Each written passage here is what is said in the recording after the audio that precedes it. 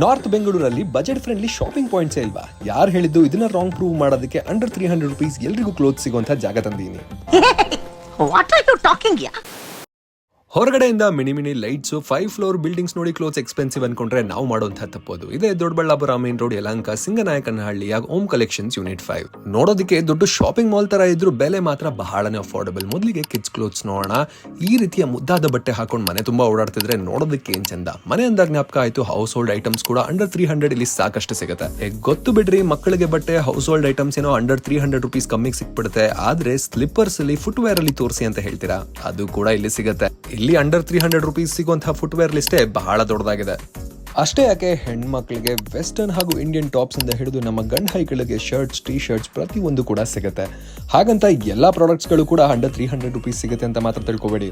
Budget ಅಲ್ಲಿ shopping ಮಾಡೋರ್ಗೂ ಸೈ, premium products ಬೇಕು ಅನ್ನೋರ್ಗೂ ಸೈ ಇಲ್ಲಿ ಪ್ರತಿಯೊಂದು ಕೂಡ ಸಿಗುತ್ತೆ.